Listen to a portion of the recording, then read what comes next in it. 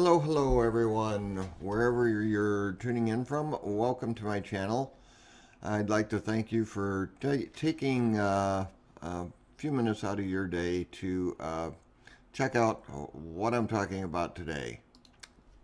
And what I'm talking about today is something that affects us all, and that is the healthcare system in the United States of America.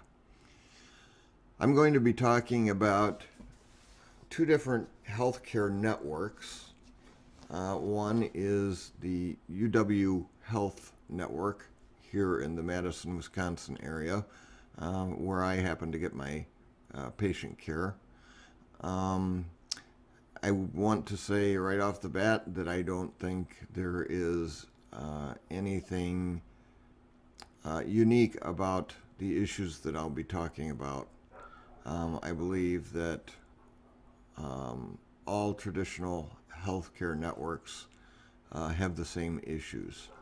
The other network that I will be talking about is the Mayo Clinic in Rochester, Minnesota, specifically.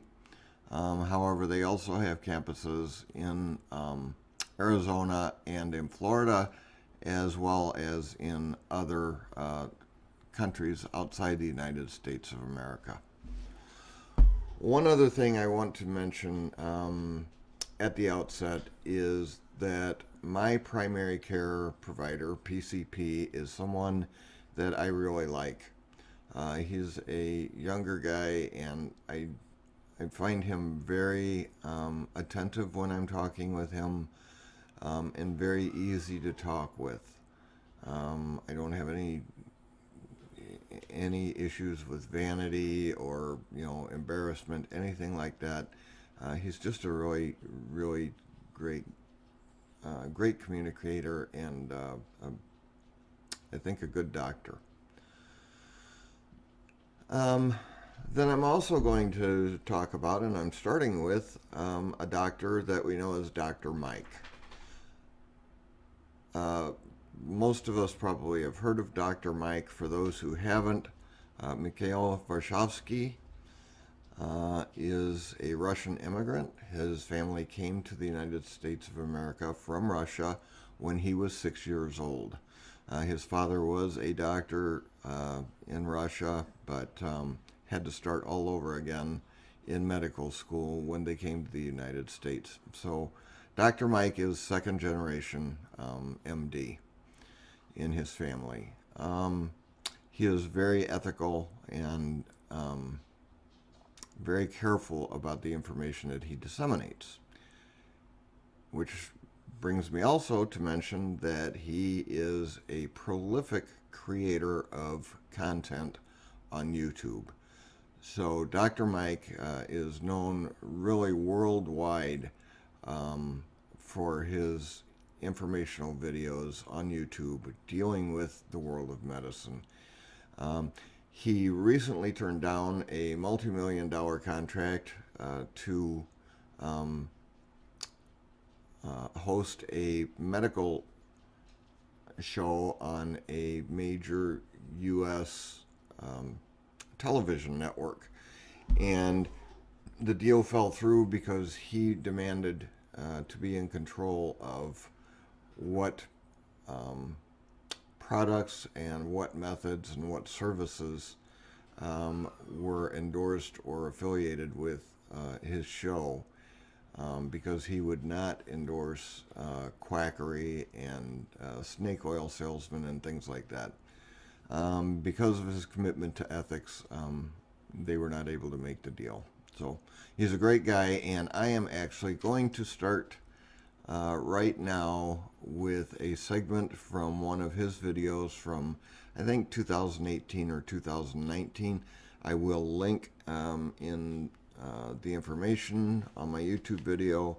I will link to this video if you want to watch it in its entirety, and I will also link to his channel, because he's a great person for you to follow and be familiar with. So let's head on over and listen to what Dr. Mike has to say for me.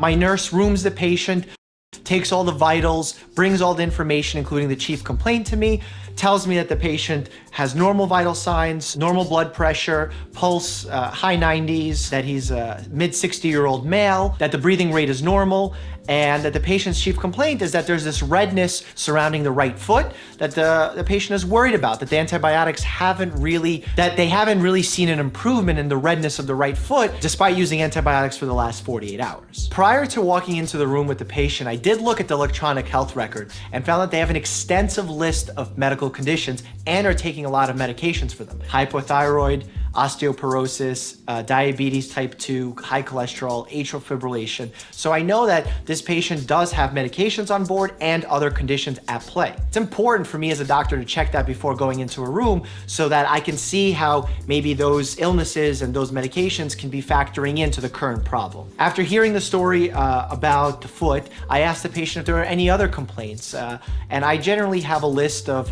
what we call a review of systems, where I ask a few general questions just to see how the patient's doing overall. Constitutional symptoms like fever, fatigue, unexplained weight loss. Then we have the cardiovascular ones, palpitations, chest pain. Then we have the respiratory ones, shortness of breath. You sort of get the idea. The patient did mention that he felt a little bit more short of breath than usual. He attributed that to the pain and discomfort from his right leg, that he thought maybe he wasn't sleeping as well. And there were all these sorts of explanations he had in his mind for why that was happening. So I listened to the patient's lungs, crystal clear, no problem. When I listened to the patient's heart, I hear something that I didn't expect to hear.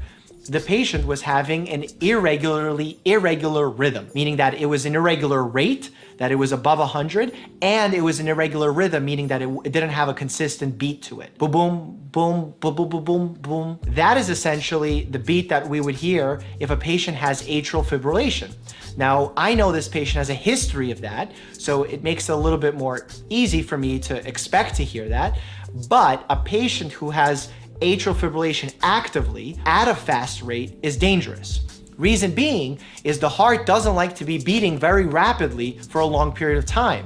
At rest, your heart rate should be somewhere between 60 and 100. However, my patient was beating somewhere in the low 100s when I listened and I checked their pulse. I asked the patient, have you felt any palpitations in the last few days? Meaning that they feel like their heart's racing or beating outside of their chest. That's a very common way to explain it.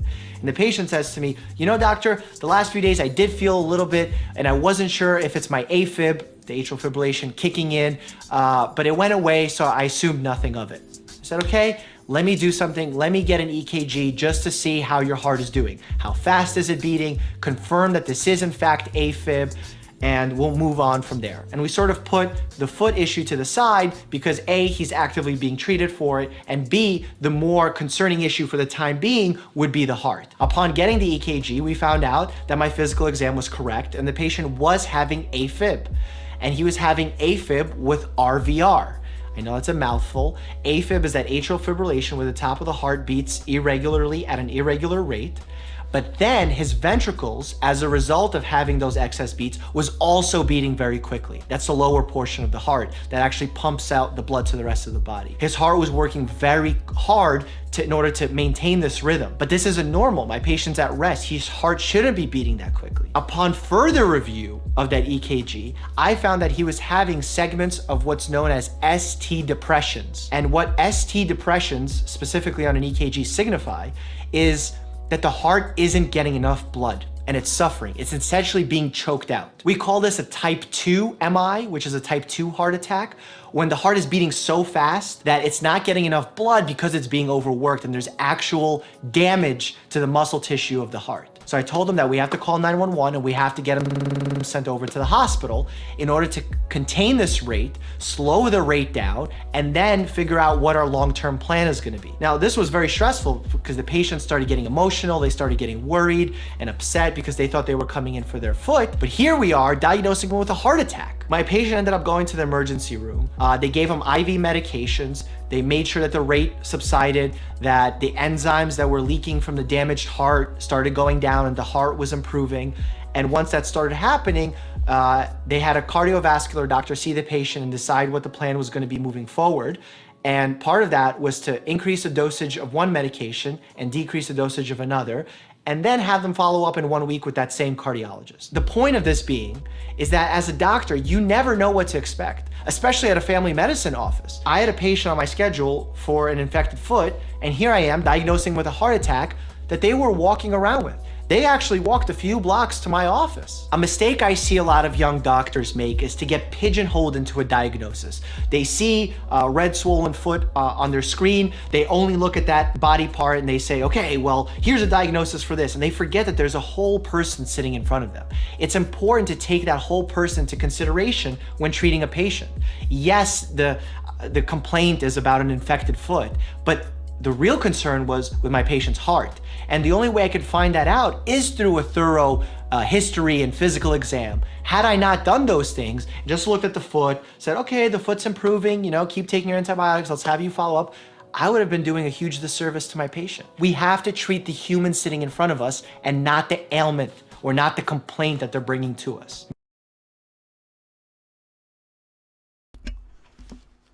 Okay, so you may have noticed I had a couple of text messages that I flashed up in the upper right corner of the screen. First of all, it was interesting to me that before he walked in, he reviewed medical chart for this patient. He didn't just look at the nurse triage notes from whoever took the call and scheduled him in for the visit. He actually looked at the other problems that this individual is dealing with and has dealt with. So I found that very interesting. And of course, the bottom line of it is the guy came in for an infection with his foot. And because Dr. Mike did that history and looked at him as a person and reviewed things outside of the foot, he found out that the man was having an active heart attack and walking around with it. So those are some very interesting things that I took away from that, and I will be talking about them a little bit more as I go on with this series of videos. I do want to mention to you that at the end of the videos, I will be asking for your help, for your participation. There will be a very unscientific survey consisting of exactly one question that I will ask you to provide me feedback about, to note in the comments how you feel about it. So I do hope you'll watch this video series in its entirety. I thank you for tuning in for this one. Please check out Dr. Mike's channel. Check out that video in particular. But he has just an awful lot of videos out there, and I know you will find some that will be of great interest to you. So please check that out. Thanks for tuning in, and I will see you the next time. Until then, be happy and healthy. Bye-bye.